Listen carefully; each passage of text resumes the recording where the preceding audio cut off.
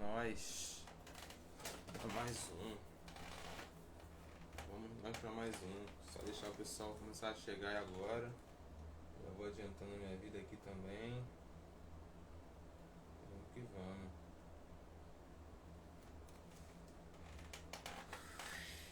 Fala aí, gente. Boa noite. Opa, já chegou aí a Nath. Nath Priscila Cerda. Boa noite, Nath. Tudo bem? Chegou já o meu convidado aí. Vou te chamar aqui já, Ademir. Deixa eu ver aqui como é que faz. Sempre me esqueço. É estranho.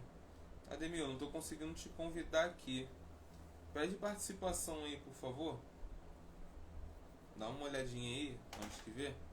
Pede participação aí, que aqui não tá aparecendo essa opção. Vou fazer pra você, meio que tá bloqueado. Aqui aparece pra eu chamar a Nath, mas não tô conseguindo convidar você. Tenta aí, por favor. Acho que a minha internet caiu. Só faltava essa.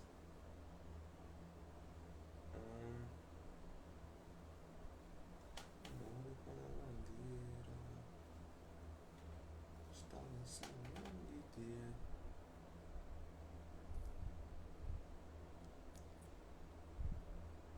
Qualquer coisa, tu comenta alguma coisa aqui, Ademir. Por favor.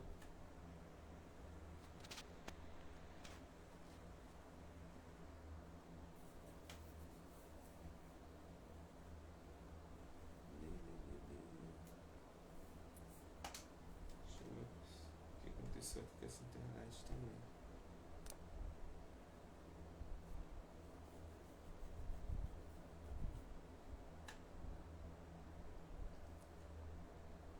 Luiz, fala aí. Boa noite, Luiz. Opa, não. Não, Luiz, não tô aceitando convite de ninguém não. Somente do Ademir aqui pra poder entrar na live, tá? Ademir, vê se tu consegue aí, por favor.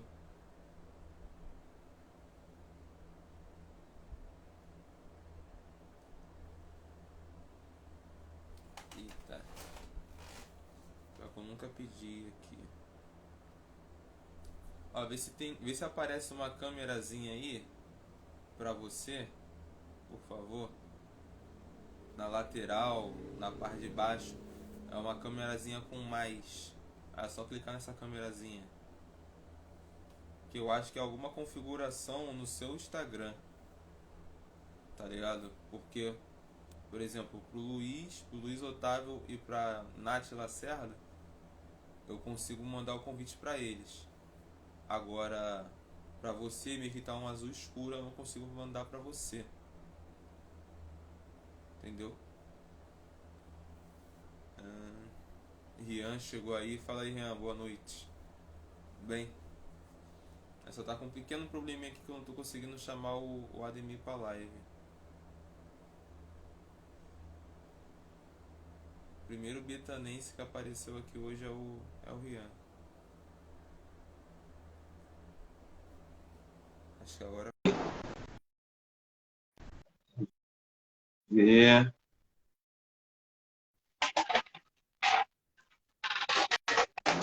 Ah, Agora sim, Caio.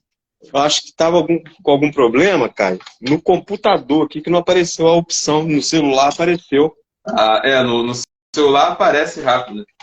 Você está me ouvindo legal? Tô- Tá. Deixa eu fechar aqui então pelo computador, para não dar eco aqui.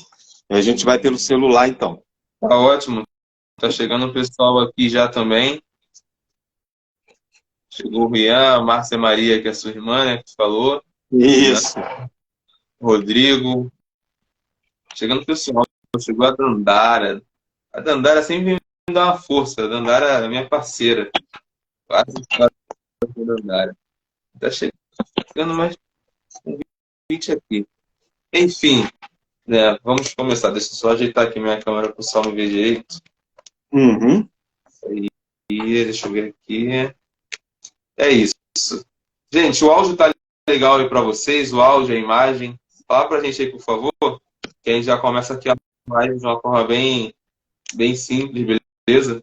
Só vocês podem estar comentando aí se o áudio tá legal, a imagem tá boa. Ademir, tu só tá muito pro lado aí.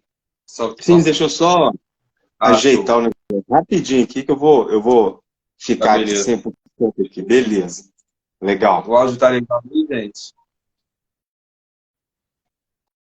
Então o áudio tá ótimo. Tô falando aqui, ó, tudo certinho, o áudio tá ótimo. O pessoal já tá participando, legal.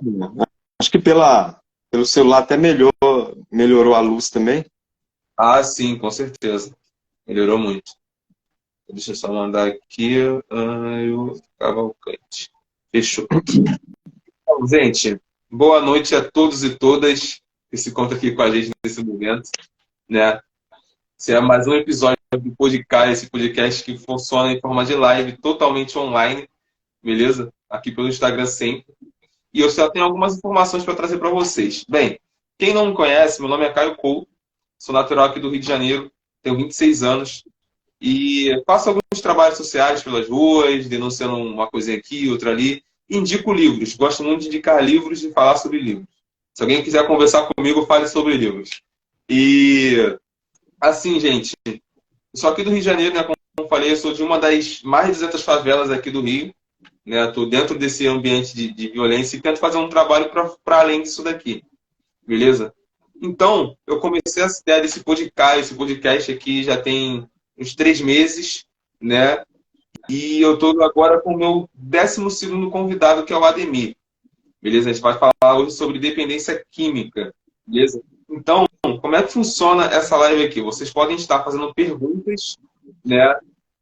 Agora, daqui a pouco, durante a live. Eu vou estar filtrando essas perguntas aqui. Eu mesmo vou transmitir essas perguntas para o Ademir, né, dentro do possível, beleza? E vocês podem estar participando o tempo todo, falando, pô, o áudio não tá bom, travou aqui, repete, por favor, essas coisas. E fazendo perguntas mesmo, beleza? Que a gente quer que vocês participem e estejam conosco nesse assunto que é tão importante aí para o nosso dia a dia, né? Que é uma realidade bem próxima, acredito que de muitas pessoas, direta ou indiretamente, beleza? E aí, eu falei um pouco, vocês podem, quem me conhece, pode estar me seguindo, que eu estou sempre com um episódio novo a cada semana e também, né, compartilhando muita coisa boa com vocês. Já de cara, também podem estar seguindo o Ademir, beleza? Que está sempre compartilhando as paradas boas também com relação à dependência química e coisas que ele mesmo vai poder falar para vocês, que eu não sou muito bom com isso. Enfim, gente, o convidado de hoje, como já falei para vocês, é o Ademir Azevedo. Né? O Ademir ele é natural de Belo Horizonte, só que já reside em Juiz de Fora há 7 anos. E mora ele e seu filho, e tem um filho de 14 anos que completa 15 anos agora no sábado, né, Ademir? Que é o Raul. Né? Acabei de conhecer o Raul aí bem rapidinho. E o Ademir tem 46 anos, está se formando em psicologia, já está, se eu não me engano, no 8º período, e trabalha como conselheiro em dependência química, beleza? Então, esse aí é o Ademir, já apresentei, vou deixar o Ademir se apresentar aí para vocês, tá? Já tá fazendo essa introdução de um bate-papo aqui. E a recomendação é essa, gente. Podem estar participando, a live vai ficar salva no meu perfil e no perfil do Ademir também, e depois vai para o meu canal no YouTube. Eu quase me esqueci de falar isso aqui. Enfim, Ademir, por favor, se apresente. Boa noite, boa noite. Eu sempre tenho o jargão lá, né? Boa noite, meus incríveis, né? Eu sempre coloco isso lá no meu canal, lá nas minhas postagens aqui, né? Do Instagram. Então, boa noite, meus incríveis, né? Quero primeiramente agradecer a Deus por essa oportunidade, tá? Agradecer a Deus, a minha família, em especial o Raul, que foi citado aí, que é meu filho, que vive comigo no dia a dia, né? Me acompanha aí e está sempre torcendo por mim e eu por ele. Agradecer meus amigos, incentivadores. O Marcos, né? Não vou esquecer do Marcos, né? Eu conheci o Marcos há anos atrás, agradecer a ele, que é através dele que eu te conheci, né, Caio? E foi possível a gente estar aqui, né? Obrigado, Marcos. Oi? Foi ele que fez a ponte aí. Isso. Ele serviu de ponte aí entre nós dois. E agradecer você também pela oportunidade, tá, Caio? Obrigado pelo espaço aí. Como foi falado, meu nome é Ademir Azevedo Moraes, tenho 46 anos, estive casado há 11 anos e há 5 anos estou separado e moro com meu filho na cidade de Juiz de Fora, no interior de Minas Gerais, mas sou natural de Belo Horizonte. Trabalhei por 2 anos, entre 2014 e 2016, antes de vir para Juiz de Fora, como voluntário numa instituição em Belo Horizonte, fazendo esse trabalho de acolhimento, né, a famílias e a dependentes químicos, né? Então, isso me chamou a atenção pelo simples e principal motivo de eu ser um dependente químico em recuperação, né? Estou caminhando aí para 10 anos de abstinência só por hoje. E aí, só para apontar uma coisa legal que você colocou que eu não sabia, eu sou o 12º convidado que você falou, né? Sim. Das vias, e historicamente a mais eficaz para o tratamento, para a recuperação de um dependente químico, são os grupos anônimos que trabalham com 12 passos. Né? Então, se eu sou o 12º, eu não acredito em coincidência, eu acredito em providência. Né? E daí, só para completar aí a minha apresentação, né?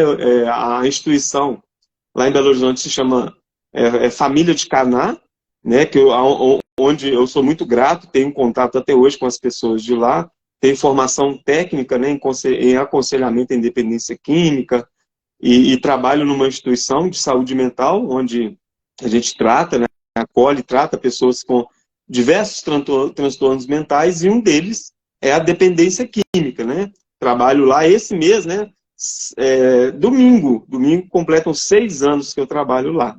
Né? Estou graduando aí, o 8º período de psicologia, como o próprio Caio falou, né? E falar assim, o que eu observo em mim de melhor hoje, a minha melhor qualidade hoje, paternidade. Eu acredito que a paternidade é algo que me movimentou, me motivou a entrar em recuperação e hoje me motiva a ser uma pessoa melhor. Então, assim, eu sou apaixonado com a paternidade, né? Com a maternidade também, né? Com essa questão de ser provedor. Porque foi algo que lá no início, quando eu me motivei a entrar em recuperação, não foi por mim primeiro, tá, Caio? Foi por conta do meu filho. Enfim, da paternidade.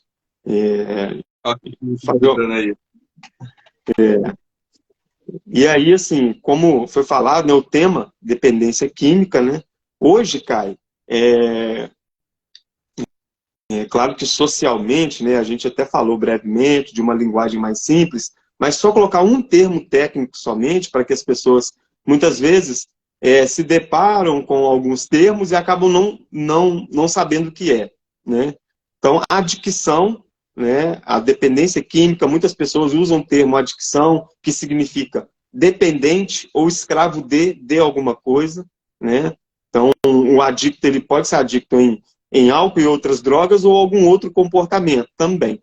Hoje, pelo DSM-5, né, esse termo, né, a terminologia dependência química, ela foi alterada para o TUS, T-U-S, transtorno por uso de substância. Né? E aí, uma das questões que eu observo, acompanhando o seu canal, que eu acho que tem uma pegada legal pra caramba também, é a vulnerabilidade social, né?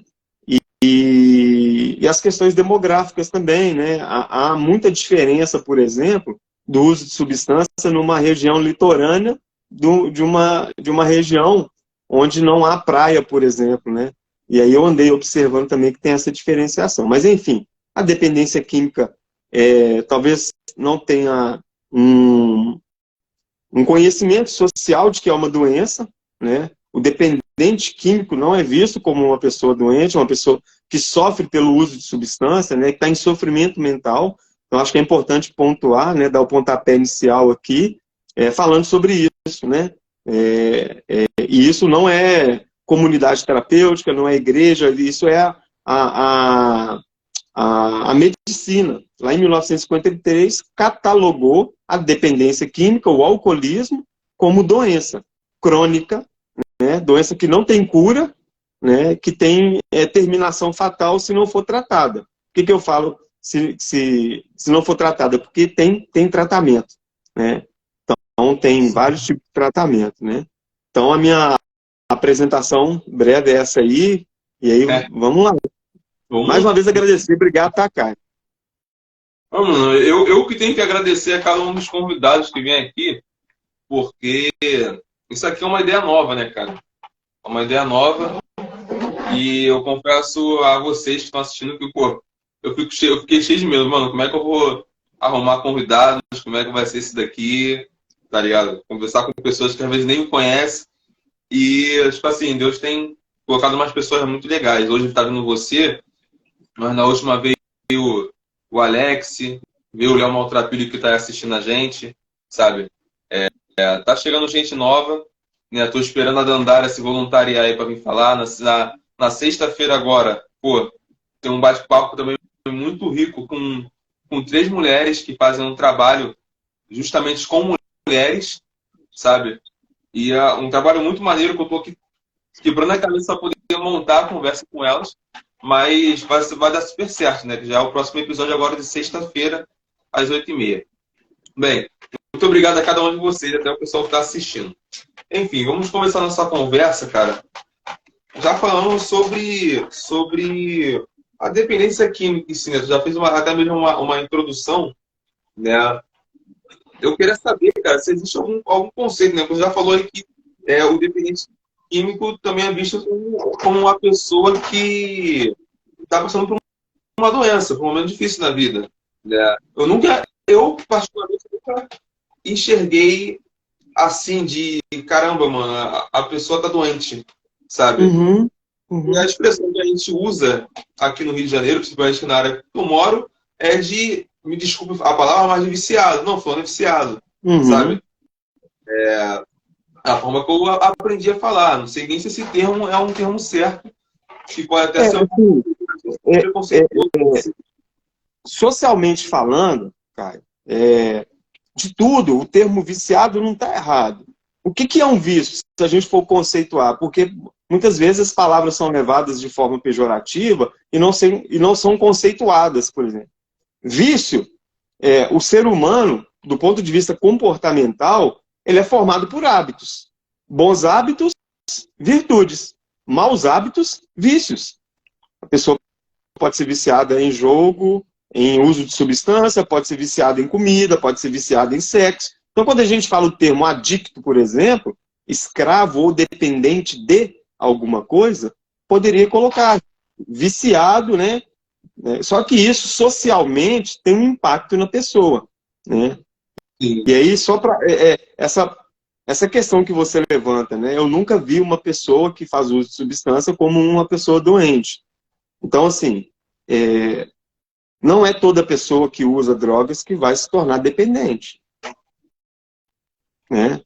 É importante classificar, por exemplo, Caio, o uso. Existe uma classificação que eu queria pontuar aqui, que é uso recreativo, uso abusivo, uso nocivo e dependência.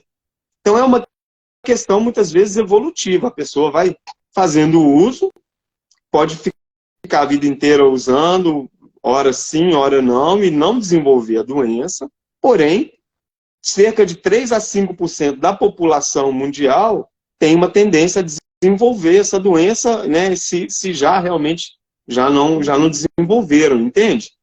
Então, assim, classificar o uso é importante, né? Não é toda pessoa que bebe uma cerveja, por exemplo, que vai se tornar um alcoolista, né? A questão não é essa. A questão é a pessoa que começa a ter transtornos. Quando a gente fala TUS, transtorno por uso de substância, um dos critérios de diagnóstico, por exemplo, é a perda de repertório. Né? O que é perda de repertório? A pessoa começa a ter prejuízos nas relações interpessoais, perda de emprego, acidentes, perda financeira, e por aí vai. Né? Então, só para pontuar isso aí, do ponto de vista social, né? Para a gente entender. E aí tem uma questão, já que você trabalha nessa via mais social, Caio, uma pessoa que usa drogas, tendo prejuízos, ela sabendo ou não, muitas pessoas não têm essa consciência do prejuízo, e ela continua usando drogas, mesmo com esses prejuízos. Do ponto de vista social e até psicológico, a pessoa só pode estar doente, buscando a própria destruição, né? Isso passa por um adoecimento mental, realmente, né? A pessoa tem prejuízos e continua fazendo uso da substância, entende? Entendi.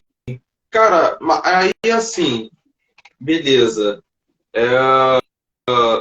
Existe, né? Eu acredito que deve existir números que apontam, né, a partir de que momento normalmente as pessoas começam a usar droga. Eu acredito que principalmente na fase da adolescência, sabe? Uhum. Isso mesmo, então, tipo assim, existe uma média de idade que as pessoas começam a usar substâncias químicas, sabe? E até mesmo qual seria a droga mais... Quais são as drogas mais comuns? Eu acredito que a mais comum deve ser a maconha, sabe? A mais comum é o álcool. Né? Ainda tem isso, o conceito do álcool, né? O álcool, para muita gente, não é visto como droga, sabe? Uhum.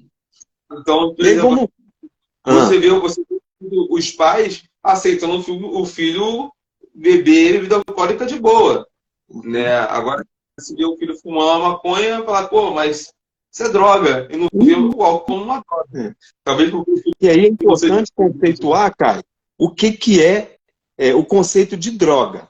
Aspirina, a gente encontra onde? Na drogaria. É uma droga. Droga são substâncias alteradoras da mente e do humor. É tudo aquilo que, de alguma forma, altera a minha forma de agir e pensar, por exemplo. E o álcool é um alterador do humor. Sim. Né? A doença da dependência química, do alcoolismo, ela é vista como multifatorial. E o que é isso? Né? Tem traços genéticos, traços hereditários, culturais, sociais. Quando você fala, média de idade, normalmente é na adolescência, sim, né? Final da infância, ali, 11, 12 anos. Infelizmente, está cada vez mais precoce, né? Sim. Antigamente socialmente não era muito aceito uma pessoa de menor beber ou fazer o uso da própria maconha, né? Hoje em dia, socialmente já é mais aceito. E aí tem essas questões culturais, as questões sociais, hereditárias, público de vulnerabilidade. Quando você falou dessas 3 meninas aí, meu olho encheu, né? Assim, meu olho até brilhou aqui, porque a mulher é um público muito vulnerável a sofrer, por exemplo, abusos, e esses abusos levarem também ao uso de substância. E às vezes não ela diretamente. Um filho que observa a mãe passar por violência doméstica, por exemplo. Isso pode criar um trauma nessa criança e lá na frente ela desenvolver a dependência química. Né? Então, assim, é multifatorial, não tem uma exatidão sobre o que desencadeou a doença. Pode ter uma pessoa, por exemplo, que viveu a vida inteira tendo traços por comportamento da dependência química, mas não desenvolveu a doença de uma forma, digamos, mais acentuada, porque ela fez opção por não usar substância. Né? Foi uma decisão dela, ela não quis fazer uso de substância, mas existem comportamentos também associados que a gente vai falando aí ao longo desse bate-papo. Ótimo, ótimo. Cara, já o bate-papo já começa com uma abrangência muito boa, né? Porque, como eu te falei, eu sou leigo no assunto, mas eu busco ficar me informando. Então, quando você vem com essas ideias, e o pessoal também nas outras conversas vem com umas ideias que eu não conheço, fico assim, caramba, realmente. Né? Então, quando se fala do álcool, o álcool não é visto como droga, mas é muito mais aceito até mesmo. Mas eu acredito que quando as pessoas se ligam que o álcool é uma droga, né, é quando a pessoa realmente já se tornou uma dependente daquilo dali, né? Vamos dizer, quando a pessoa já está naquele estágio de alcoólatra mesmo, sabe? Aí as pessoas conseguem enxergar que o álcool faz mal, mas tipo assim, cara, a bebida alcoólica hoje tá com uma força tão grande eu vejo assim, no meu meio de amigos, de colegas, que é visto com a maior naturalidade, tá ligado? Então, você falou uma parada aí da diferença que existe, né, entre o usuário e o dependente químico, né? Existe essa diferença, A né? classificação, né, que eu coloquei, por exemplo. É... Pô, então a pessoa colocou aí falta de informação, isso aí é complicado, mas vamos lá. Colocar isso que você falou, a classificação. Uso recreativo, a pessoa, por opção, chega no final de semana, na sexta-feira, no sábado, ela toma uma cerveja ali com a família, ou vai jogar um futebol, uma resenha ali, toma, vai para casa, não tem ressaca no outro dia, não tem prejuízo e tal. E aí tem, esse é o uso recreativo, né? O uso abusivo.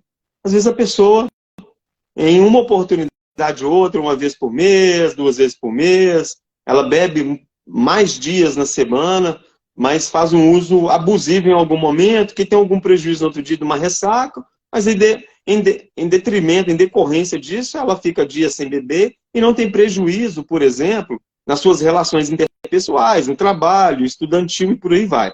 O uso nocivo, ele já desencadeia já alguns, digamos, transtornos, alguns prejuízos, né? Por exemplo, uma pessoa que bebe além da conta e pega o volante, né? Ela coloca a si e outras pessoas em risco, né? E isso aí, inclusive, tem aparato legal, né? Que no papel, né, impediria uma pessoa de fazer isso. Só que isso não é o suficiente.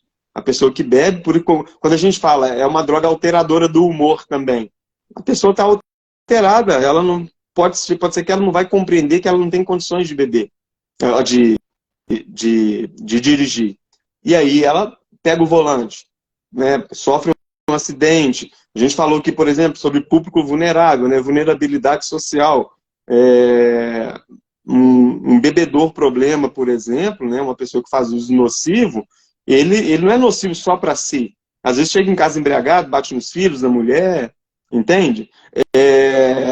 Um uso nocivo, sexo desprotegido, entende? Então, assim, através do uso de substância tem vários comportamentos nocivos. E a dependência? A dependência já é o estágio mais crítico, mais grave, né? Onde a pessoa ela se torna realmente, digamos, para que o pessoal entenda, escravo daquilo.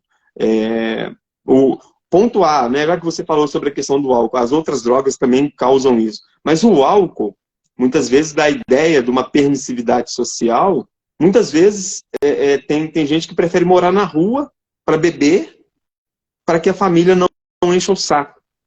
Né? Você está bebendo demais, esse tipo de... Né? E quando a pessoa torna-se um dependente, ele não se importa mais com o autocuidado, né, em cortar ou pentear o cabelo, tomar um banho adequadamente, a alimentação fica precária, às vezes aparecem até sintomas clínicos, né, de adoecimento, pancreatite, estomatite, esofagite, por aí vai, a pessoa não se importa, ela continua bebendo. Vai no médico, o médico, você está desenvolvendo uma cirrose, continua bebendo.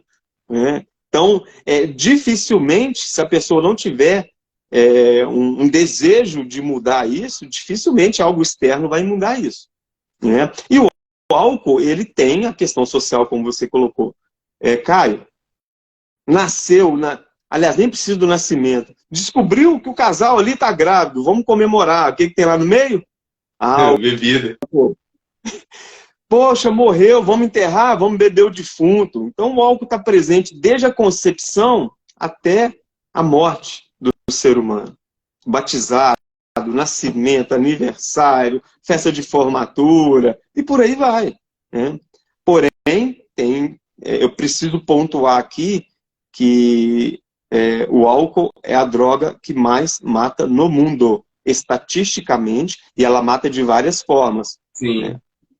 Ela mata por questões clínicas, ela mata por acidente, por violência, né? E inclusive na própria abstinência. A pessoa que chega a níveis de intoxicação alcoólica, para o processo de desintoxicação, ele precisa, inclusive, ter um aparato médico, medicamentoso, senão ele vai sofrer tanto que vai entrar em desorganização psíquica e pode, no processo de abstinência, inclusive, vir a óbito, por conta de uma convulsão, de delírio e por aí vai. O álcool é punk. Sim, o álcool é punk mesmo, né? Pô, um cara bêbado, ele pode matar uma família inteira, né? Se ele pegar um carro. Até eu cheguei em casa bêbado e bater na esposa e outras coisas. Cara, eu tenho uma pergunta aqui um pouco interessante, que é o seguinte, né? O aumento de casos de dependência química tem a ver com a falta de informação e orientação precoce, tanto aos familiares e aos dependentes, de... Essa pergunta seria também a seguinte, né? Será que se tivesse uma orientação familiar, né, assim, já de uma certa idade, bota aí de 8 anos para cima, né, falando sobre álcool, falando sobre drogas, você acha que seria uma maneira eficaz de lutar contra um possível contato com drogas no futuro, talvez? Já que, tipo assim, já é meio que nessa faixa etária de idade, a partir dos 10, 11 anos de idade, o pessoal começa a ter contato ali, principalmente com álcool. Acho que seria bem eficaz esse primeiro, esse primeiro tipo de orientação. Não. Ô, Caio, o que a gente está fazendo aqui é disseminar informação, é dialogar, é falar sobre. Eu acredito muito nessa via de informação. Tem uma aula que eu tive há pouco tempo atrás, no curso de psicologia, falando, Caio, da importância de tratar assuntos dentro de casa, no seio familiar, com uma certa transparência. O que é isso? Verdade. Lidar com a verdade, muitas vezes, né, é um pouco complicado. E aí, se existe um problema, por exemplo, meu filho, ele foi me visitar dentro de uma comunidade terapêutica, internado, ele tinha 5 para 6 anos de idade. Ali, ele já sabia que eu estava internado para tratar de um problema com o álcool. Claro que, na época, não foi aberto para ele, que tinha outras drogas envolvidas, né? Mas ali ele já teve informação. Mas por que eu falo isso? Tão precoce, com 6 anos, e muitas pessoas podem assustar. Claro que a linguagem que chega para uma criança de 6 anos, ela precisa ser com muito cuidado, né? Hoje meu filho tem um diálogo aberto comigo, ele sabe parte da história, claro que eu preservo ele de bastante coisa, mas de vez em quando ele me pergunta. Esse dia a gente estava vendo aqui uma reportagem e aí apareceu uma imagem de cocaína. Ele virou para mim: você já usou cocaína, pai? Eu falei: já, filho. Eu precisei falar a verdade para ele, sabe? Então, assim, a informação, ela traz essa ideia de prevenção perfeita, talvez seja o melhor possível, o melhor dos cenários, né? Como vovó já dizia, né? O melhor remédio é a prevenção, né? E a informação serve para quê, Caio? Né? E o público que está aí? Para orientar, conscientizar e fazer um trabalho de prevenção ao uso. Porque se ali a doença já está instalada, os transtornos já estão instalados, a informação pode ajudar. Como tratar? Onde tratar? Com quem que eu posso buscar? Comportamentos associados ali, né? E aí a gente fala sobre tratamento. Mas para as crianças, como você colocou aí, vamos trabalhar a prevenção. A gente precisa cuidar das nossas crianças, por exemplo, cuidar dos nossos jovens. Você é jovem também, 26 anos. Então, assim, a circulação de informações é muito rica, né, dentro do propósito de orientação, conscientização e prevenção ao uso. Eu acredito muito nisso. Sim, sim. Você está trazendo uma parada assim com muita clareza, cara. Eu fico muito feliz porque as pessoas acabam me surpreendendo muito fácil, tá ligado? Porque, como é que fala? A linguagem simples, ela não só me atrai, mas me faz entender o que está sendo falado. Então, se você vem com uns lances mais técnicos assim, eu estaria aqui boiando, entendendo nada. Né? E acredito que também seja assim para algumas pessoas que estão aqui assistindo. Cara, eu acho isso muito legal, porque, por exemplo, aqui em casa, ninguém teve problema com droga. Só o meu padrasto, quando ele já veio morar aqui, ele já não bebia mais. Ele já teve problema com polícia. Mas, assim, eu cresci já sabendo o que era o certo, o que era errado, já tinha uma noção das coisas. Mas eu só fui ter contato com droga mesmo, acho que eu tinha uns 15 anos, né? Foi a primeira vez que eu vi um moleque da rua usando droga. Eu nunca tinha visto, eu nunca nem meti mão. Não, já meti a mão em droga por causa de coisa assim, de quartel, né? Mas, assim, na minha adolescência, esquece, sabe? Aí, quando eu vi, eu falei, caraca, mano, os moleques estão usando droga, tá ligado? E dali pra frente, tipo assim, hoje eu consigo observar a vida de cada um deles, sabe? Bota aí que 3 morreram, os outros continuam aí usando até hoje, outros estão, tipo assim, tem um moleque que tá mal da vida, outro que tá viciadaço, sabe? E é um caminho muito ruim, né? Esse caminho das drogas. E como é que fala, cara? Peraí, eu nunca tive contato, mas de alguma forma eu acabo me sensibilizando com isso, tá ligado? Porque eu vejo a situação que as pessoas ficam, né? E agora o resto que eu vou ter para essas pessoas é tipo assim, mano, eles estão doentes, né? Por causa disso aí que você falou. Né? Eles estão doentes. Uhum, uhum. Tem uma. Eu estava stalkeando lá, como eu te falei, estava stalkeando lá o seu Instagram, e me É, deparei com um relato lá de um rapaz que você viu morto, né? Entre 14 e 15 anos de idade que ele tinha, e o assim, corpo dele foi deixado lá mais de um dia, né? Com marcas de tiro, pescoço quebrado e por assim. aí vai. Enfim, por que eu falo isso? Um dos tópicos aqui que eu estava estudando, desenvolvendo aqui, para a gente trocar essa ideia bacana aqui, cara, é a ideia do público em vulnerabilidade social, áreas de risco, né, e comunidades carentes, por exemplo, onde a violência é muito presente no cotidiano dessas pessoas. E a violência é um fator que impede circulação de informações de forma clara, né? Como é que eu vou circular informação num lugar violento, onde se eu falar abertamente, eu posso sofrer algum tipo de cerceamento ou de violência? Então, isso Uhum.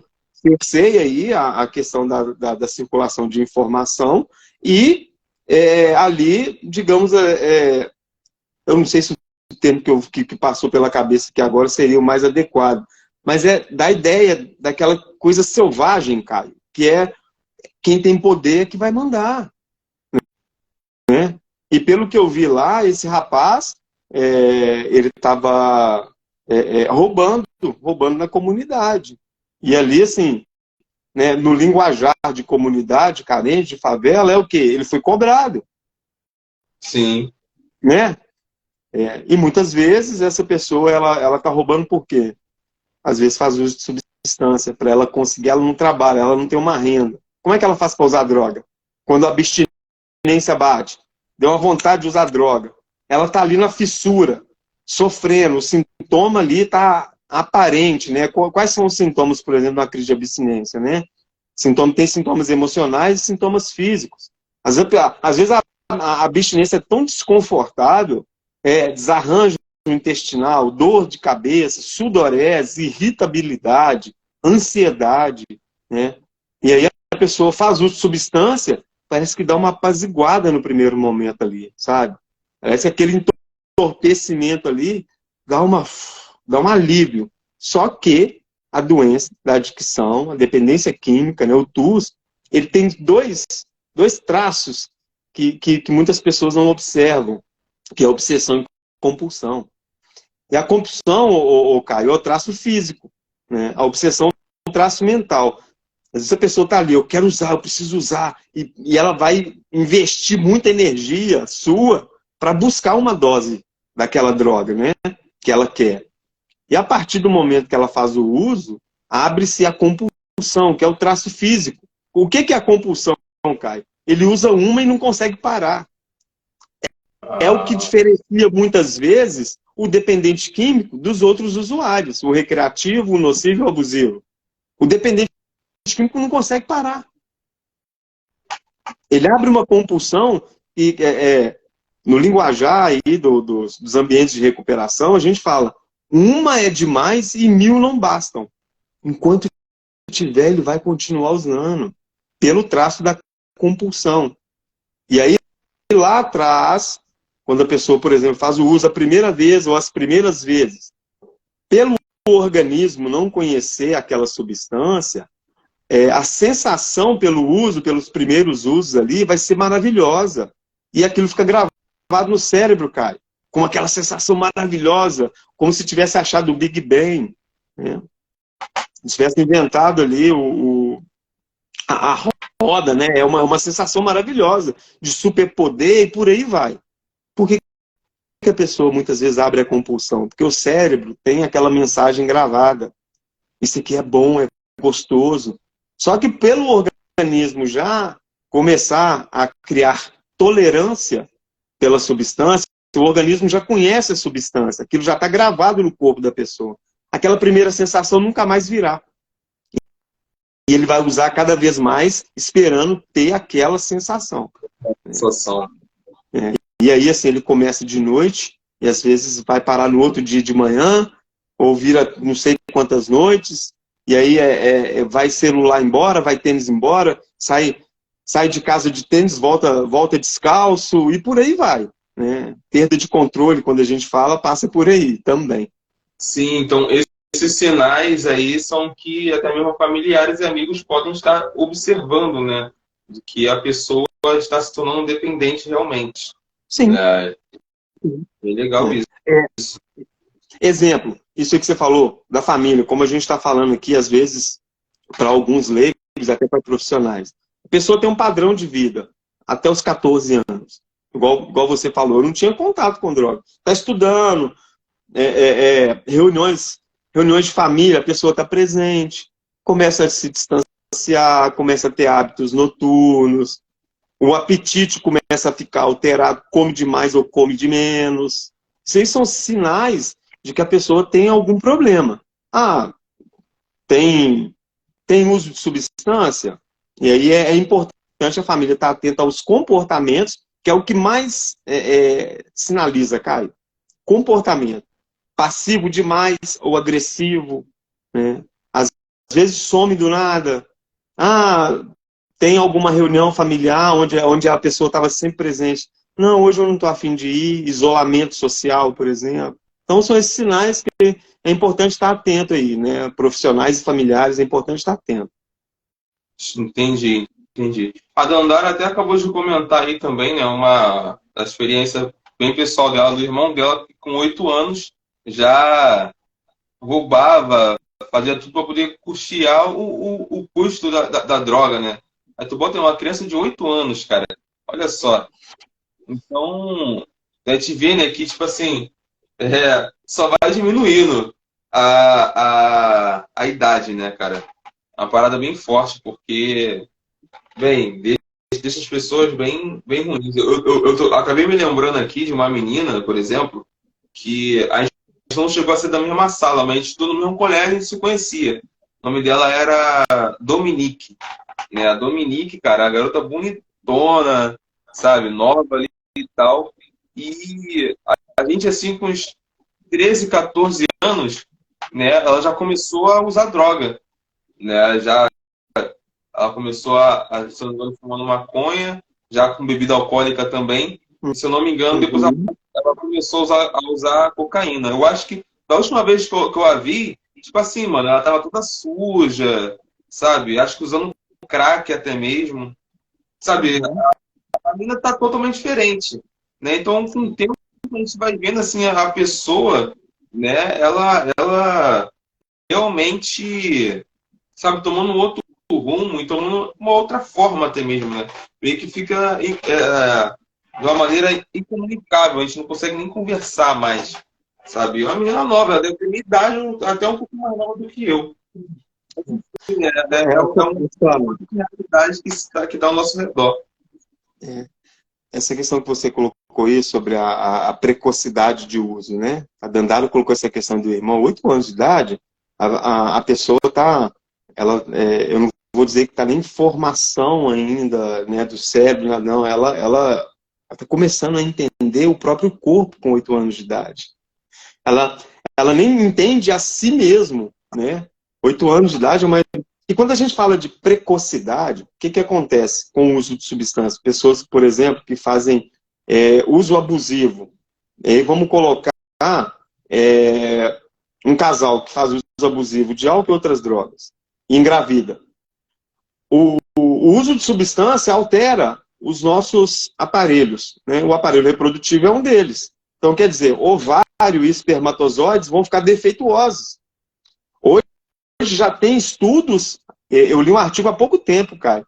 Síndrome de abstinência alcoólica fetal. O feto passar por crise de abstinência, porque os pais fazem um uso super abusivo. E muitos dos transtornos mentais que são mais presentes hoje, né, transtorno de ansiedade, TDAH e por aí vai, historicamente é só rastrear a história desses pais, vai ter uma ligação com o uso de substância. Isso vai afetar diretamente o aparelho reprodutor. Né? E aí, assim, é uma questão social, uma visão minha, mas da forma que eu percebo, por que a sociedade está tão adoecida? Muito tem a ver com o uso de substância. Tem outros fatores, e eu não vou entrar em questão porque nem tenho conhecimento, né? Mas sobre o uso de substância, que envolve todos os comportamentos, não só o uso da substância em si, né? A violência, as questões de falta de informação, público de vulnerabilidade. E tem uma questão também, Caio, você falou do álcool e da cocaína, por exemplo, e crack.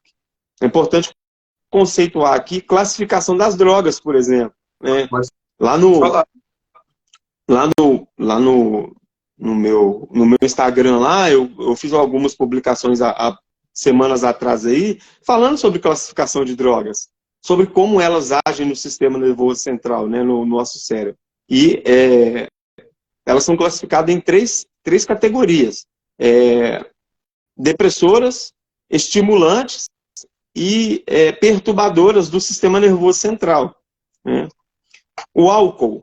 Álcool é uma droga depressora do sistema nervoso central.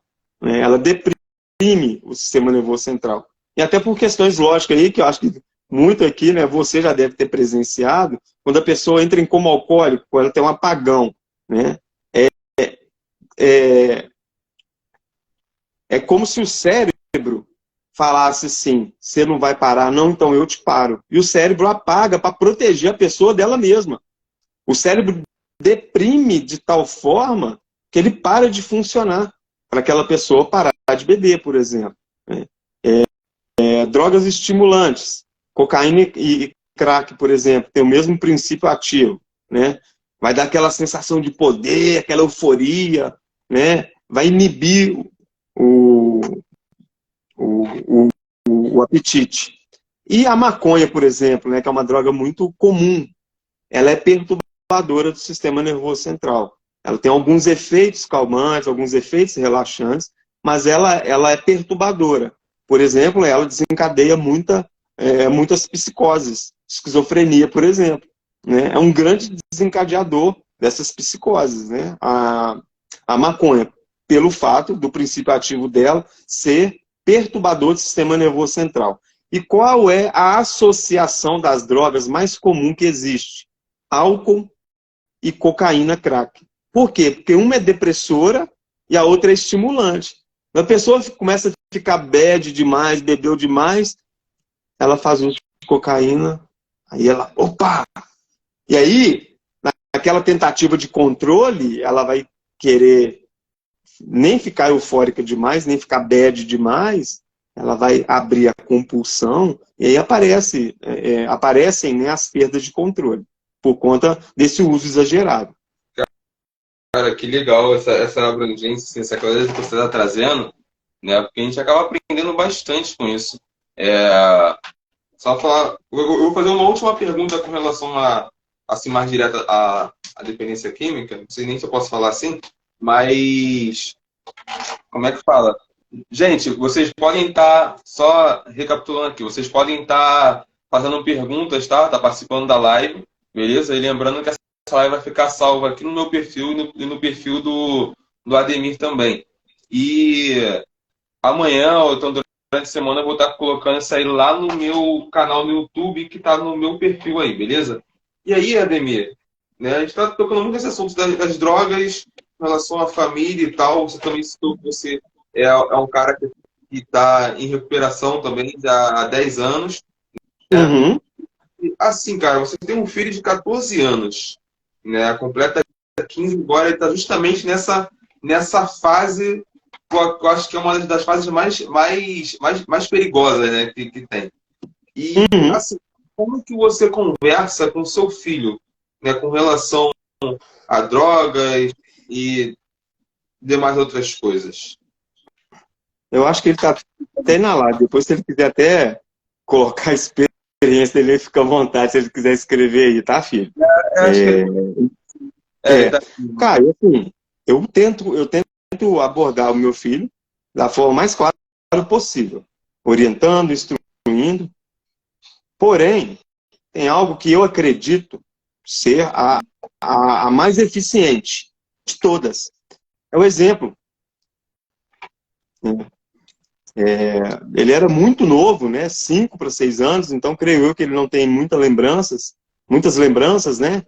De quando eu fazia o uso. Talvez as lembranças mais latentes que ele tem da nossa história, da nossa convivência, sou eu em abstinência. Frequentando grupo anônimo, em ambientes de tratamento, eu sempre estou falando disso, eu sempre estou falando de recuperação, de tratamento. É, eu me separei aí, vão fazer 5 anos, e ele decidiu morar comigo. A mãe dele mora no Amapá, né? Aliás, ela é do Amapá, hoje mora na Bahia. A minha família é toda Hum. de BH, moramos só eu e ele aqui, nós somos um pelo outro aqui. Então, atravessamos, por exemplo, a pandemia. Só nós dois. Eu trabalho na atenção primária, né?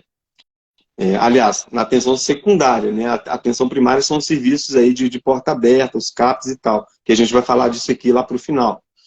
E aí, assim, meu filho tem contato comigo, vivenciando, né, tratamento e recuperação. Eu respiro isso 24 horas, cara. Então, assim, mas acredito que independente das informações, que é muito importante, né, inclusive no meu caso, que passei por isso e hoje vivenciei a recuperação, o que eu melhor posso ofertar para ele é o exemplo. Como adulto, como pessoa responsável e consciente dos meus atos. Né? Eu tenho uma responsabilidade sobre ele. Tem aqui o Gleidson falando que também já é da família. Gleidson é praticamente um filho aí, né, que a vida me deu, né, um irmão aí para o Raul. E aí, pegando esse gancho aí sobre o meu filho, por exemplo.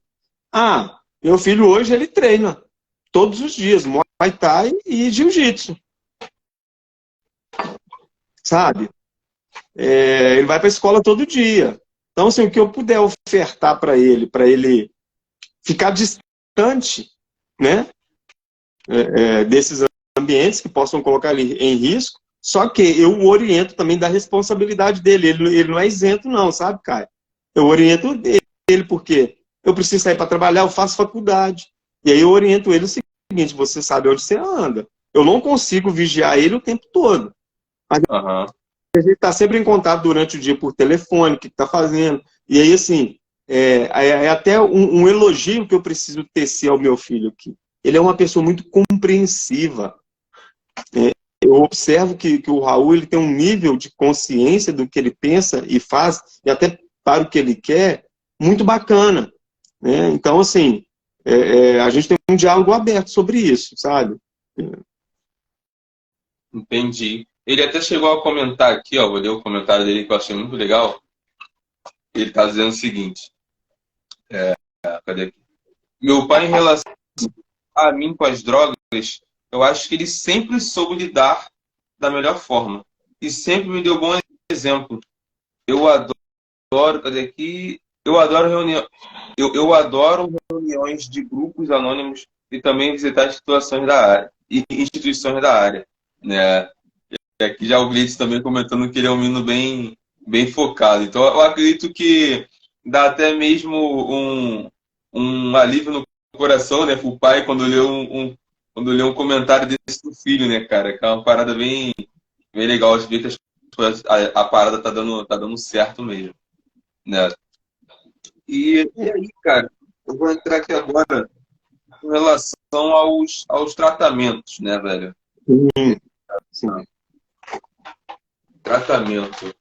Como é que funciona, cara, esse passo a passo para a pessoa poder entrar em, em, em tratamento? Porque é uma coisa muito curiosa, porque às vezes, né, eu não sei como é que funciona, mas tem pessoas que querem ir, tem pessoas que não querem ir, e tem pessoas que vão à força, Uhum, talvez. Eu não sei se chega em algum momento em que é o familiar que passa a responder pela pessoa por ela não ter mais condições de responder por si mesmo, né? Eu uhum. não sei como é que funciona. Você tem alguma coisa para falar sobre isso, assim, inicialmente?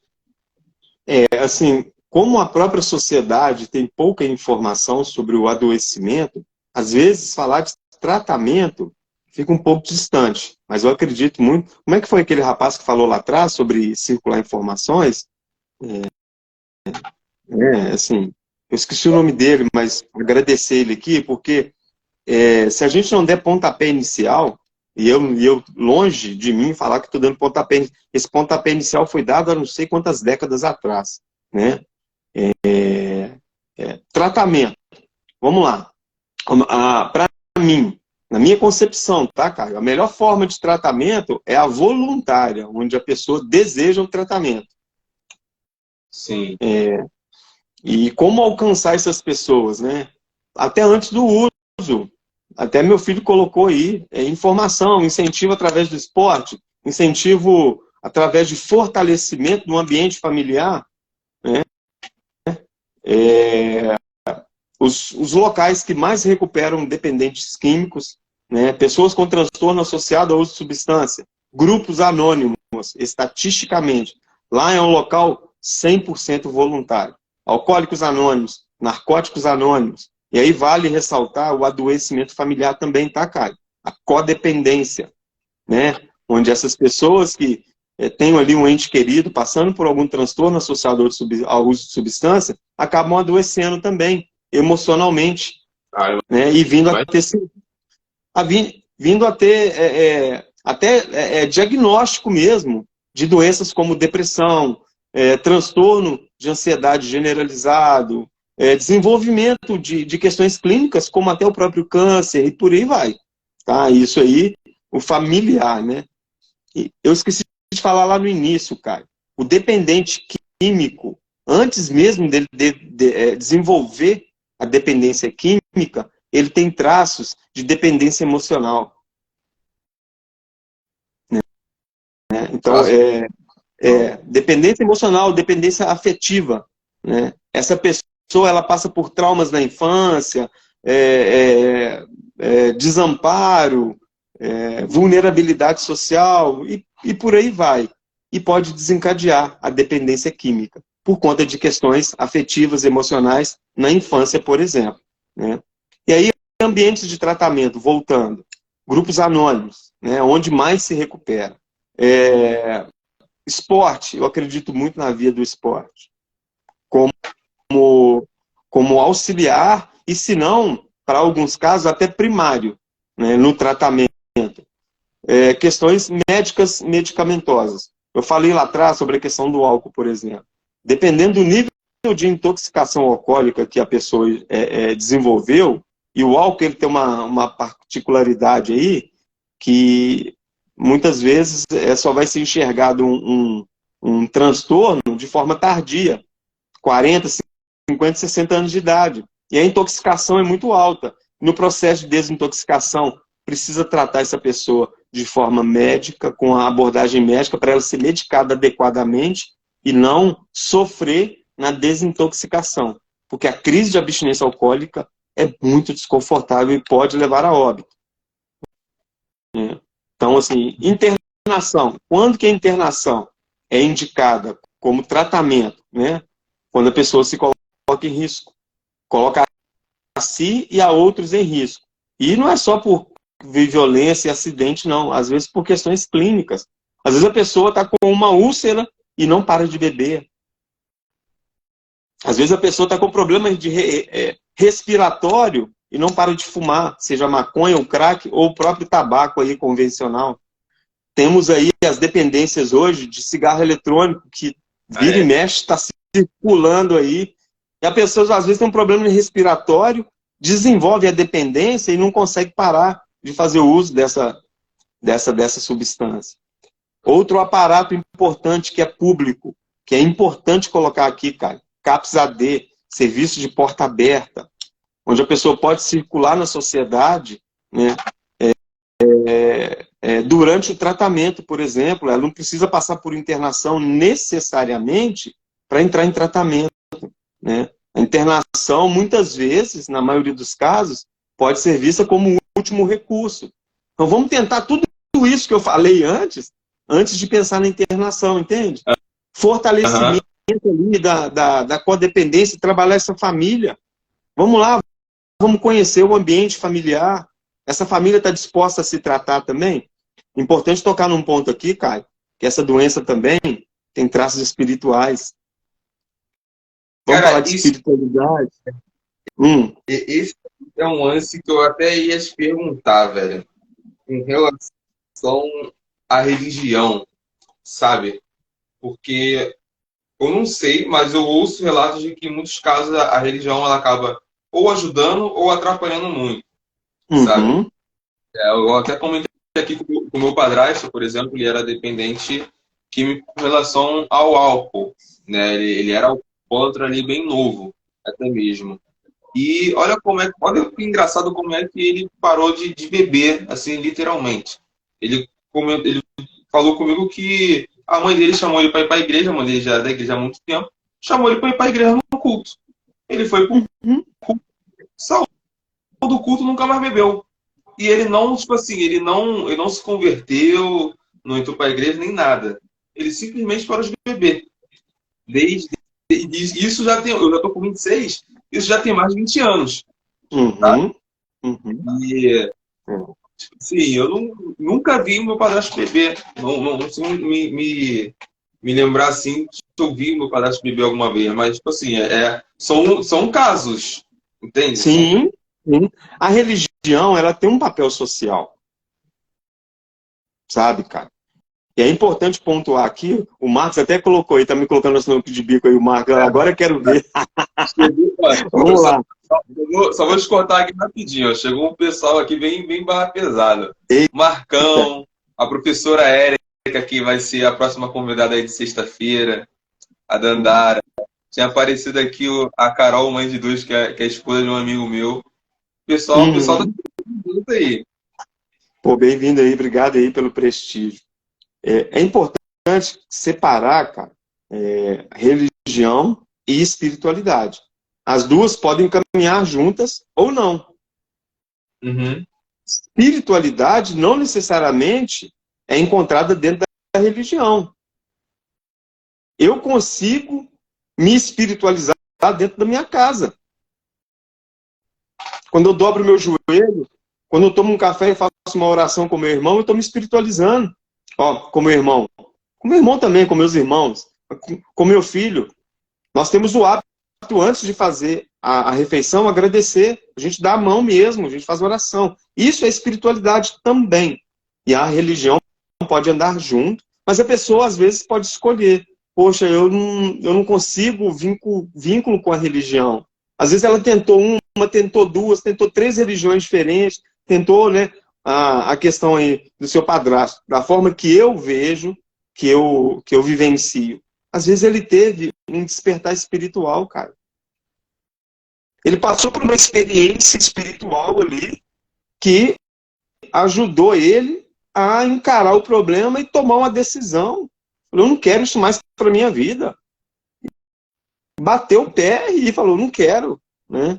E aí, quando a gente fala dos 12 passos, né, que as Irmandades Anônimas, né, os 12 passos, eles foram disseminados aí mundo afora, através de Alcoólicos Anônimos, né? Alcoólicos Anônimos surgiu em 1935, e os 12 passos foram escritos em 1939.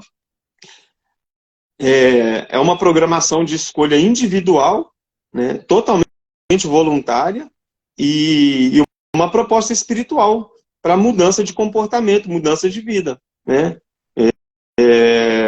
Então, assim, são os locais que mais recuperam pessoas com transtorno por uso de substância. E aí, quando a gente une a sociedade, porque aí muitas vezes eu vejo que há uma disseminação, né, uma rivalização social de que grupo anônimo não funciona, que igreja não funciona. Peraí, são grupos sociais, como qualquer um outro. É. E por que eu não posso ser beneficiado com uma missa, um culto, uma roda de umbanda e grupo anônimo junto, uma capoeira ou um jiu-jitsu? Aí no Rio de Janeiro tem um amigaço meu que tem um projeto fantástico lá no Arpoador para tratar pessoas que passam por isso através do surf. Olha que maravilha, cara. Surf terapia. Aí no Arpoador, cara, vai lá conhecer o Rogério Estelita, assim, pessoa, gente fina, bacanaça, sabe? Então, assim, tem vários viés aí de tratamento. E talvez socialmente é importante pensar. Um não invalida o outro. Acho que, pelo contrário, essas possibilidades de tratamento podem se somar, né? Então, assim, a questão da espiritualidade, né? A religião e a espiritualidade, elas andam juntos, podem andar juntos, mas não necessariamente eu vou me espiritualizar somente dentro da religião ou dentro de uma igreja. Eu posso me espiritualizar num piquenique, com a minha família. Eu posso valorizar minha família, parceiro.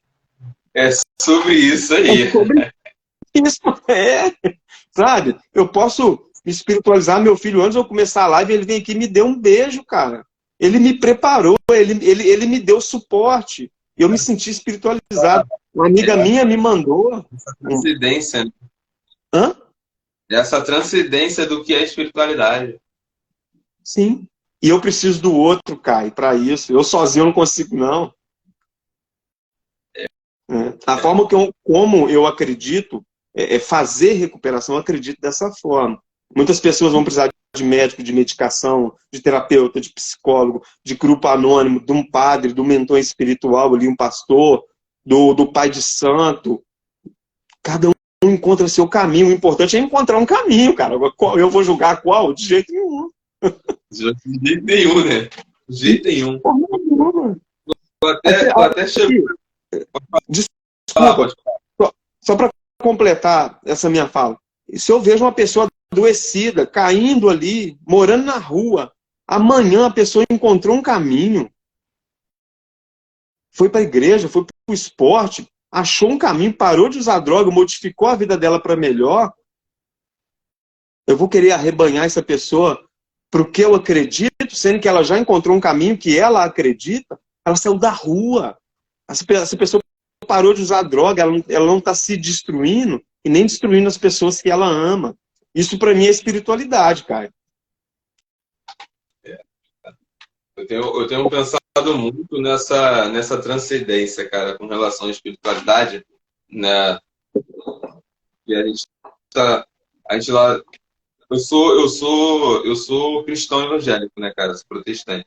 E tipo assim, a gente tem usado ultimamente livros para poder estudar a nossa EBD, sabe? E o livro que a gente está lendo agora, deixa eu ver se eu me lembro o nome,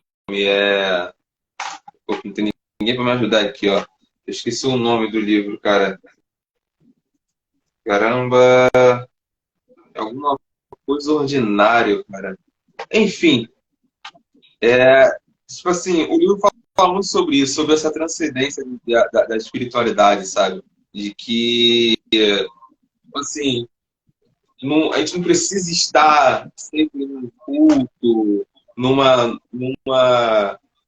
casa de santo, tá ligado? Eu vou... Entende, tá ligado? É pro nosso dia a dia, entendeu? É pro nosso dia a dia, de pai, filho, os irmãos.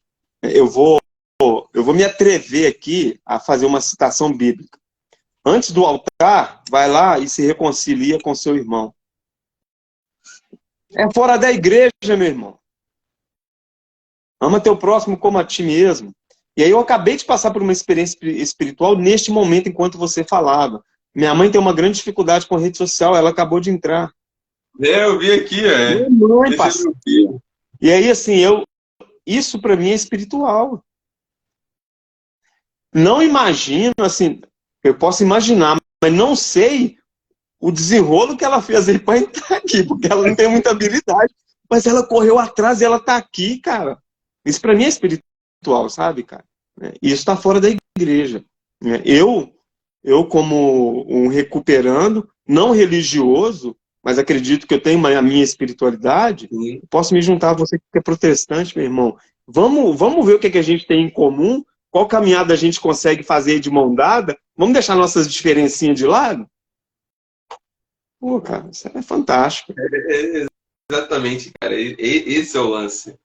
Esse é o lance. É muito bom se as pessoas conseguissem compreender isso, sabe? Tipo assim, o pessoal fica se degladiando para ver quem tá certo, quem tá errado, e acabam não se ajudando e nem ajudando as pessoas que estão ao redor, tá ligado? Então, a discussão fica em volta do nosso próprio umbigo, sabe? Então, são os meus interesses e eu faço aquilo que me interessa apenas. E que se dane o outro. Só que não é assim, né, cara? Ainda com relação ao tratamento, cara, eu fiz aquela caixinha, né, de perguntas e chegaram algumas perguntas, né? Uhum. E, assim, uma das perguntas foi um lance que você até chegou a tocar aí bem rapidamente, né? É possível vencer a dependência sem a ajuda de remédios? Né? Você já abordou isso um pouco aí, mas se puder falar um pouquinho mais sobre, né? Se é possível... Eu fiz uma internação, Caio, de 9 meses numa comunidade terapêutica. E antes de internar, eu passei por uma avaliação médica, psiquiátrica, onde eu poderia ter optado, o que, né, me foi ofertado na época, né? Se eu quisesse fazer uso de alguma medicação para atenuar os sintomas. Por opção, por escolha minha, eu optei em não fazer o uso de medicação. Meu irmão, sofri, nossa, sintomas de crise de abstinência, não dormia, era sudorese todo dia, era uma ansiedade, a minha cabeça não parava, e era pensamento, e isso durou mais ou menos uns 5 meses estando internado, e aí eu consegui atenuar esses sintomas espiritualmente, depois do dia que eu vi meu filho. Eu passei 6 meses ali sem ver meu filho, sem dar um abraço nele. No dia que eu abracei ele, eu consegui dormir direito. Então, assim, são experiências espirituais. É possível tratar essa medicação? É. Mas por via das dúvidas, passe por uma avaliação médica. Não faça isso sozinho. Muitas vezes o dependente químico, ele quer sair honestamente, mas ainda falta talvez uma aceitação, uma rendição de que ele precisa, às vezes, de ajuda. Que tantas vezes ele tentou sozinho e não foi suficiente. Né? Então, assim, o núcleo espiritual da doença é o egocentrismo, é a pessoa achar que ela vai dar conta, que ela não depende dos outros, que ela não precisa dos outros, e a gente, aí de novo, né, você que lida com essas questões sociais, a gente precisa do outro.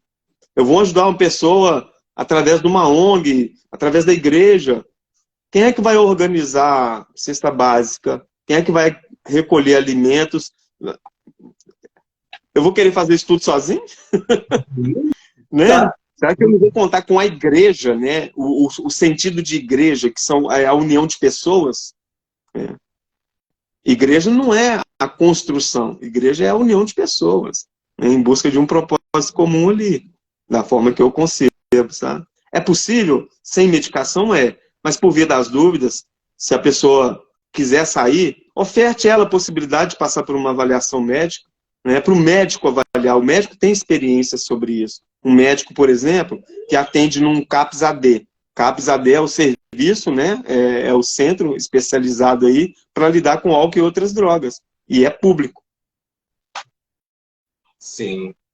Legal, mano. Aí, tipo assim, tem muita essa relação médica, né? E você, como sendo uma pessoa em recuperação, você acaba se vendo estudando psicologia, né? E a psicologia tá ligada diretamente a ao tratamento, né? Acredito eu. Sim. E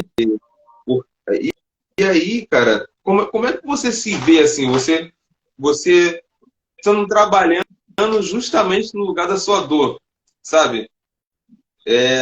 Como é que você consegue enxergar isso por um outro lado, assim, de fora e, tá ligado? Lidando diretamente com o seu problema, tá ligado? Assim, na tua frente, e você fala assim, caraca, mano, eu era essa pessoa há um tempo atrás, sabe? E agora eu tô trabalhando com isso aqui, tô estudando sobre isso daqui, tô me formando nisso daqui para trabalhar com isso aqui mais ainda, de uma forma Aham. mais cuidada. Uhum. Então, Caio, assim, eu estava fazendo um grupo terapêutico hoje, né, na instituição onde eu trabalho, e foi uma das coisas que eu falei, né? Eu sou um grande privilegiado, Caio. É, eu trabalho hoje com recuperação, eu não trabalho com dependência química, eu trabalho com recuperação de dependência química, né? Acho que a terminologia, né, os termos precisam ser bem utilizados. E quanto mais a gente conhece, mais a gente quer conhecer. Você falou de livro lá no começo, por exemplo. Então, a terminologia, eu trabalho com recuperação de dependência química. Então, só isso, para mim, já me ajuda muito. Por que que eu me sinto privilegiado? Porque, para mim, não é um problema, como era lá atrás. Né? Como você colocou, pô, como é que é para você ter que lidar com isso diariamente? Eu lido com isso de uma forma natural. Ali é meu ambiente de recuperação. Eu faço de lá o meu ambiente de recuperação. Eu decido isso todo dia, cara. Eu decido. Vou chegar lá, não é só para ajudar pessoas, não. Eu cresço com esse processo também. E essa conexão espiritual, ela precisa, assim como o músculo, ela precisa ser exercitada. As relações dentro do tratamento lá dos 12 passos, a gente fala muito em poder superior. Cada um concebe Deus da forma que achar melhor, né, dentro da sua concepção. Né? Então, nessa intimidade com o poder superior que eu acredito, cada vez que eu vou exercitando, eu vou criando mais intimidade com ele. E aí eu sei, hoje, eu concebo para a minha vida, que o poder superior está lá no segundo passo, que o conceito dele é amoroso e cuidadoso, e maior que eu. Entendi, entendi. Cara, que legal, velho, porque daria um filme, né? Daria um filme se juntar as histórias.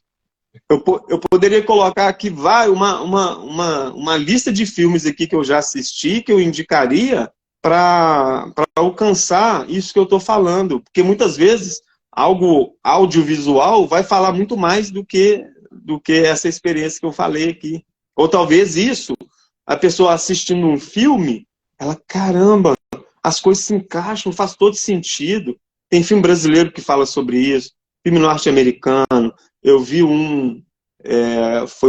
acho que é polonês esses dias, maravilhoso. Então, assim, tem uma gama aí de literatura. Você falou de livro lá no início, né? A gente pode usar o Google a nosso favor também, entrar lá e, ó, sabe, pesquisar artigo, pesquisar. O meu canal tá lá, o seu canal tá aqui, vamos fazer a circulação de palavras, sabe? Dialogar. Né? E aí, assim, tem um filme que eu assisti há pouco tempo, que chama Castelo de Vidro, maravilhoso, baseado em fatos reais. Querido Menino, nossa, Querido Menino tem que ter estômago, é um filme forte. É um filme forte, baseado em fatos reais também, sabe? Então, assim, tem... Minha família tá aí, minha mãe, minhas sobrinhas, meu filho, meus irmãos. Assim, o que essas pessoas fizeram por mim, né? O melhor que eu faço por elas hoje, Caio, é ficar limpo. O melhor que eu posso fazer pela minha família é ficar limpo, cara. Sabe? Então, assim, sobre a questão de tratamento, né? Podemos pensar em começar o tratamento dentro de casa. Nos tratando melhor. Por exemplo, socialmente falando, sabe? Eu acredito muito nessa via social também, sabe? O núcleo da sociedade é a família. Hoje eu consigo tratar meus pais melhor, mas eu sei que eu preciso melhorar. Não é que eu quero melhorar, eu tenho que melhorar, eu preciso melhorar a minha tratativa com meus pais, com meus irmãos, com meu filho, comigo mesmo. Né? São questões abrangentes da dependência química, né? O dependente químico perde isso, né? A noção do que é tratar o outro bem, do que é se tratar bem. Então, assim, eu respiro recuperação hoje, sabe? É 24 horas com isso aí. 24 horas, né? É. Cara, a gente tem ainda 10 minutinhos.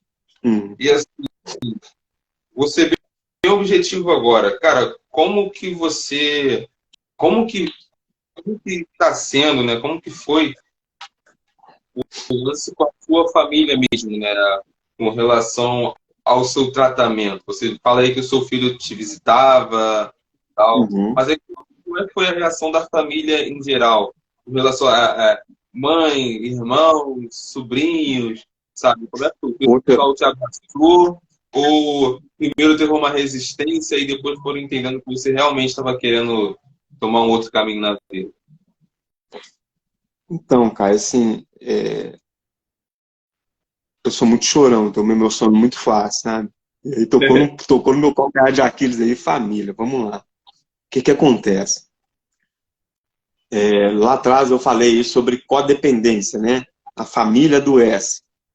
E aí meus pais, eles são ligados a uma instituição, que é a mesma instituição onde eu internei, há mais de 30 anos, cara. Então eles faziam encontros de grupo de casais, estavam sempre vinculados. E começaram a ver ali traços em mim, perda de controle, né? Meu filho era recém-nascido, e eles me ofertaram a oportunidade de internar. E aí eu fui lá, conheci, mas não quis internar, não. Isso foi em 2008, meu filho estava de colo ainda. De 2008 a 2013, eu fiz coisas que eu imaginava que eu nunca ia fazer, mas fiz, por conta do uso de substância. Eu me internei em 2013. Só que meus pais já se tratavam antes. Meus pais já frequentavam reuniões para codependência antes mesmo de eu entrar em tratamento. A família tem um papel fundamental, tanto para o adoecimento, quanto para a recuperação do dependente químico. Como minha família já estava em tratamento, eles só estavam esperando eu pedir ajuda. Na hora que eu pedir ajuda, eles podem vir. Claro que Caramba. de uma forma, por exemplo, eu morava em Natal, Rio Grande do Norte, com minha família. Meus pais em Belo Horizonte. E eu lá na perda de controle. Sabe, uma das coisas que mais impactou e me impacta até hoje foi a mudança de comportamento dos meus pais. Eu liguei para eles um dia, aí meu pai atendeu e ele foi super receptivo, meu pai bronco pra caramba. E aí meu pai atendeu, super educado, tranquilo, e aquilo ali já me impactou. Eu falei, uai, tem alguma coisa diferente. Eu pedi para falar com a minha mãe, que eu estava morrendo de saudade, né, cheio de culpa, porque já tinha mais de uma semana que eu não ligava para ela. Aí eu ouvi a voz dela lá no fundo, ela não atendeu o telefone. Quando ele estiver em Belo Horizonte se tratando, eu falo com ele, porque esse aí que está falando não é meu filho, não. Caramba. E aquilo me impactou. Não foi naquele dia que eu parei de usar, ainda continuei alguns dias usando, mas naquele momento, né, perto daquele momento ali, eu decidi pedir ajuda e eles abriram a porta prontamente. E aí eu comecei o processo todo para me preparar para a internação. Me internei no dia 21 de agosto de 2013, né, o Marcos até colocou aí, o Marcos Cavalcante, a gente trabalhou junto lá em Natal. Só que no dia 17 foi o meu último dia de uso, 17 de agosto de 2013. Eu já estava decidido e rendido a me tratar, né? E aí eu me internei no dia 21, e no dia 21 de maio de 2014 eu saí, 9 meses depois. Que tem essa menção lá de comunidade terapêutica de um renascimento, 9 meses, a ideia de gestação e por aí vai. Entendi. Cara, muito legal isso que a gente está conversando aqui. E o que mais fica para mim, né, é esse lance da família, né, cara? A importância da família. Acredito que é para muita gente, porque, sabe, no dia a dia, a gente acaba não subjugando, tem outra palavra que se fala, mas a gente acaba, tipo assim, não dando tanto valor à família, né? Às relações familiares. Então, em muitas casas existe uma tal de guerra fria, sabe? Tá sempre aquele clima de tensão, de sabe? Do nada. Falou Tu vê tudo. aí, reunião, festa de família. Tem festa de família que a porrada estanca, sabe? Uhum. Pode na festa de família. Então, né, as relações familiares elas acabam se diluindo em muitas casas. Mas também, com a conversa dessa, você vê, caraca, mano, a influência familiar, né, acabou te ajudando. E muito, Muito, muito. E te muito. ajuda hoje. Você tem um filho morando contigo. Então, Uhum. assim, fazendo só um resumo, né, para as pessoas poderem enxergar e ver a importância de ter um bom relacionamento familiar. Às vezes a gente não consegue se dar bem com todo mundo, logicamente, mas só de se respeitarem e conseguirem conversar em algum momento, isso é muito bom.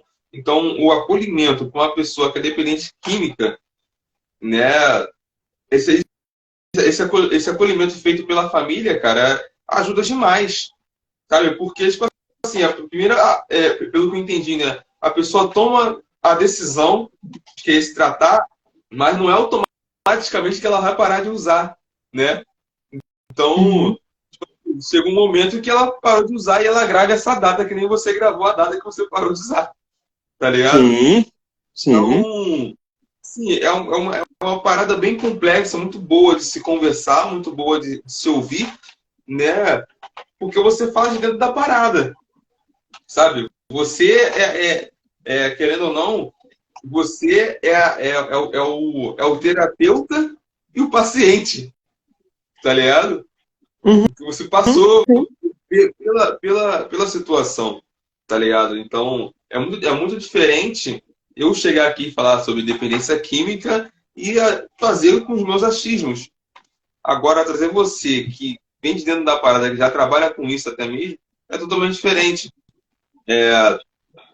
E, assim, tem diversas outras questões que as pessoas querem discutir, todo mundo tem uma opinião pronta sobre diversas coisas, sabe? É que nem coisas com relação à homossexualidade, com relação ao racismo, sabe?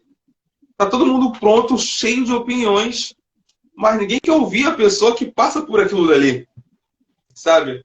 Uhum. Porque passa por isso, eu acredito que ela não quer que você se torne um deles, ou até mesmo que você comece a ter um discurso diferente, mas simplesmente que você entenda, que você passe a ter um outro olhar para você respeitar um pouco mais, você não fazer que nem os outros que estão vendo de uma certa ignorância, até mesmo discutindo, brigando, falando um monte de asneira, sabe?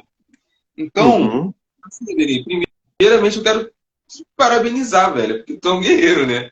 Então, meus parabéns por essa tua luta, né? Meus parabéns por ter esse filhão aí, até mesmo que pô, o moleque tá te cobrindo de elogios aqui, não só ele, né? Como o outro rapaz aqui, o Gleison, né? Então, pô, olha só, você não veio sozinho, você veio com a sua família, né? Até Ah, a eu tenho sua as mãe. costas largas, parceiro.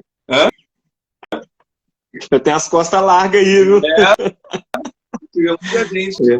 Então, cara, assim, eu aqui já encerrei minhas perguntas, já encerrei meus assuntos, mas com certeza eu posso ter esquecido de falar de alguma coisa. Tem alguma coisa a mais que você queira acrescentar aí para nossa conversa, a gente chega aí no final? E se tiver, Assim, mesmo, se você tiver algum livro para indicar, né, você pode estar indicando também, né? E é isso. Pode ficar à vontade aí.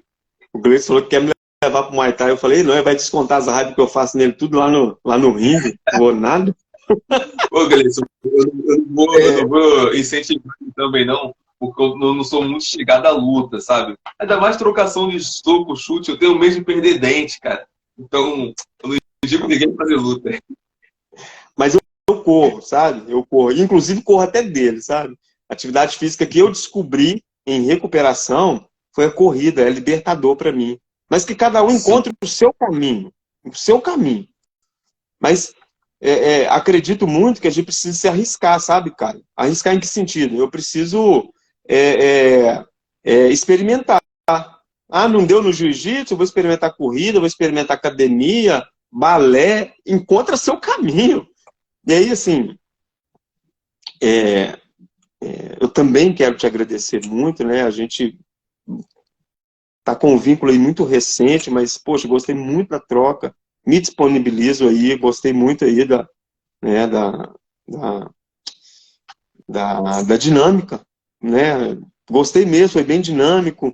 Claro que algum outro tema, e esse tema de sexta-feira é um tema que me interessa muito, porque inclusive eu escrevi coisas para falar aqui, acabei não falando, sobre violência contra a mulher, que pode desencadear dependência medicamentosa, por exemplo, dependência química, por conta de sofrer abuso, né? Mais uma vez tocando aí na dependência afetiva, dependência emocional, desencadeando dependência química. Muitas mulheres estão dentro de casa aí desenvolvendo alcoolismo e dependência medicamentosa por conta de abusos. Né? E esse tema de sexta-feira aí é importantíssimo, né? Porque a mulher é um público vulnerável, o negro é um público vulnerável. Né? Eu vejo muito conteúdo lá no seu Instagram, por exemplo. Né? Os homossexuais, os trans, né? A comunidade LGBTQIA+, os idosos, cara. Né? E a mensagem que eu poderia deixar: escutem, vamos escutar as nossas crianças. Eles são o nosso futuro. A gente precisa cuidar bem das nossas crianças, criar base. Nós, hoje, somos responsáveis por criar uma base sustentável para essa galerinha que está crescendo aí, sabe? Indicação de livro: Codependência Nunca Mais, o livro dos 12 Passos e as 12 Tradições, Só por Hoje, é um livro de narcóticos anônimos, Jesus Cristo, o maior psicólogo que já existiu, Quando o Sofrimento Bater a Minha Porta, um livro de Fábio de Mello que eu acho fantástico. O Luiz Masson tá aí, ó, ele me emprestou um livro há poucos dias aí, Caio, A Bailarina de Auschwitz, baseado numa história real, uma pessoa que superou os campos de concentração na Segunda Guerra, né, e se tornou psicóloga, né, mudou para os Estados Unidos, polonesa, ficou vagando aí na Europa por um tempo, depois mudou para os Estados Unidos e se tornou psicóloga. História fantástica. Tem o filme, mas tem o livro, O Menino do Pijama Listrado, enfim. E o Google, vai lá no Google, pesquisa grupos anônimos para dependência e codependência, né, para entender um pouco mais sobre o tema, né, sobre uma pessoa que está em sofrimento por uso de substância. Porque atrás de um negro, de uma mulher, de um homossexual, de um homem, de uma mulher, tem um ser humano ali se maltratando no uso de substância. Essa pessoa, ela está se destruindo por conta do uso de substância. E é um ser humano. Antes de qualquer rótulo, é um ser humano. É o que nos iguala. Eu costumo dizer, Caio, nos grupos terapêuticos que eu às vezes lidero ali, coordeno, o que mais nos humaniza é o erro. O erro. Quando eu erro num grupo e o grupo sabe me acolher e se identificar com o erro e não julgar o meu erro, para mim isso é humanização. Humanização. Ali eu posso errar com segurança que eu não vou ser julgado. Isso é maravilhoso. Entendi, mano. Cara, que legal, que conversa boa. Que conversa boa. Eu vou, tipo assim, eu tenho um agente, né, cara? Eu tenho um agente que é muito, muito ousado, né? Que é o Marcão. O Marcão lá de Natal, ele, ó, Caio, chama fulano, chama Beltrano. Ele me fez fazer um convite muito ousado com um rapaz aí, que eu tô esperando uma resposta. Em breve aí, se Deus quiser, vai ser uma resposta muito positiva. Mas, cara, eu tô muito feliz de te conhecer, muito feliz dessa conversa aqui, né? Porque, mano, muito abrangente, muito boa. E até mesmo me quebra o preconceito no olhar, né, que eu tinha sobre quem é dependentes químicos, ou até mesmo que está em tratamento, né? A minha visão era muito assim, por ser leigo até mesmo no assunto. Enfim, assim, cara, muito obrigado por ter participado, muito obrigado aí por você trouxe a sua família, sua mãe aí comentou, apareceu, deu parabéns pra gente, né? Seu filho, sua irmã, sabe? Sua família veio participar e ficou bastante gente aqui na live. A gente está agora com 19 pessoas aqui, pelo menos. Então, venho só agradecer a você, agradecer ao Marcão e a cada uma das pessoas que estão aqui assistindo, beleza? Então, gente, esse aqui foi mais um Policaio, né? Mais um episódio do Policaio com Ademir Azevedo, a gente conversando aí sobre dependência química e assuntos dentro da área, logicamente, beleza? Então, essa live vai ficar salva aqui no perfil do Ademir, vou postar ainda hoje.